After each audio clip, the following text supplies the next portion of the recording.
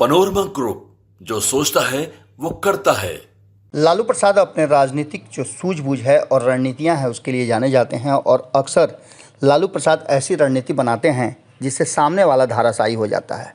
लेकिन वक्त के हिसाब से लालू प्रसाद की रणनीतियां भी अब पीछे हो गई हैं और कभी कभी उनसे इतना बड़ा मिस्टेक हो जाता है जो पूरी तरह से संगठन या पार्टी दोनों को प्रभावित कर देता है। ऐसा ही कुछ देखने को मिला है पिछले कुछ दिनों से, जिसमें लालू प्रसाद इस तेज़ी में हैं कि कितना जल्दी हो वो तेजस्वी यादव को मुख्यमंत्री की कुर्सी तक पहुंचा दें। बात यहीं तक नहीं है। जिस तरह से लालू प्रसाद तेजस्वी यादव को बिहार के मुख्यमंत्री की कुर्सी पर बिठाना चाहते हैं, उतनी ही तेज़ी से वो प्रधानमंत्री के रूप में राहुल गांधी को स्थापित करने में लगे हुए हैं।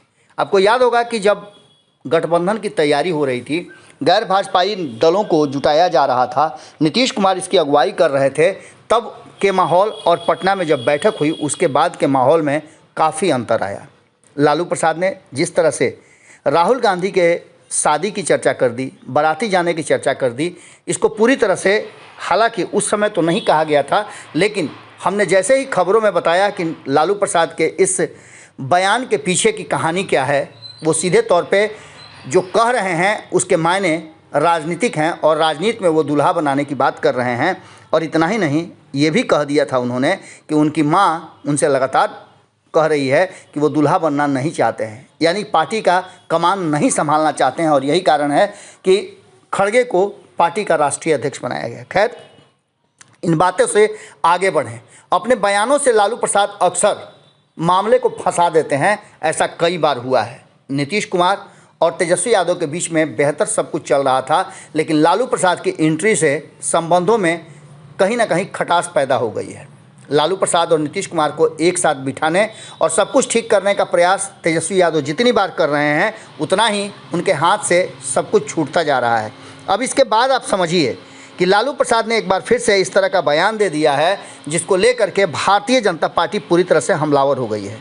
नित्यानंद राय ने लालू प्रसाद के बयान को लेकर के उन पर हमला किया है और सीधे तौर पे आपको बता दें कि ये लड़ाई अब यादव वर्सेस यादव बिहार में हो चुकी है। एक तरफ जहां नित्यानंद राय ने यादव वोट बैंक पर अपना कब्जा करने के लिए, आपको याद होगा कि किस तरह से उन्होंने एक कार्यक्रम का आयोजन किया था जिसमें गोवर्धन पूजा के दिन उन्होंने 21,000 से ज़्यादा लोगों को पार्टी की सदस्यता दिलवाई थी। तो वहीं आपको बता दें कि अब दोनों आमने सामने हैं। भारतीय टीम के हार के बाद प्रधानमंत्री नरेंद्र मोदी को दोषी बताते हुए लालू प्रसाद ने उनको अशुभ बताया था। इसके बाद पूरी कहानी ही पलट गई। नित्यानंद राय ने मोर्चा संभाला और नित्यानंद राय ने लालू प्रसाद के इस बयान को लेकर के सीधे तौर पे हमला किया है। आपको बता दें, प्रधानमंत्री नरेंद्र मोदी के नेतृत्व में खेल को तेज़ी से विकास हुआ है, ये कहते हुए उन्होंने कहा कि खेल को प्रोत्साहन और महोत्सव बना करके भारत नित्य नए परचम लहरा रहा है और ये सब कुछ प्रधानमंत्री नरेंद्र मोदी के अगुवाई में और उनके सोच के कारण हो रहा है। महागठबंधन सरकार विकास के नाम पर धोखा कर रही है। लालू नीतीश 33 वर्षों के शासन में क्या किए ये भी बता दें और खेल का कितना विकास हुआ ये भी बता दें। लालू प्रसाद को प्रधानमंत्री को अशुभ कहने के लिए देश के जनता से क्षमा मांगना चाहिए, ऐसा कहते हुए नित्यानंद राय ने हमला किया है। तो वहीं आपको बता दें कि इस मामले को लेकर के एक तरफ इसी तरह के बयान दिए थे राहुल गांधी ने, वो भी पूरी तरह से अब कटघरे में खड़े हैं।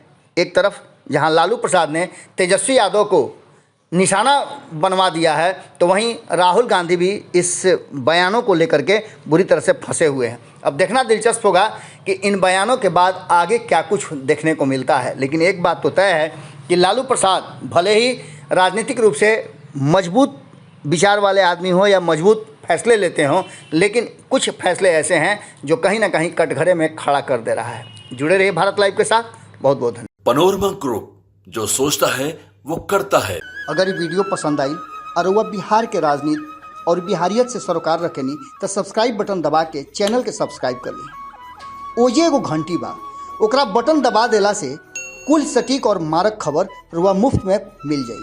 अगर रुआ पत्रकारिता के हमनी के नया प्रयोग में सहयोग कर चाहतानी तो ज्वाइन बटन दबा दी।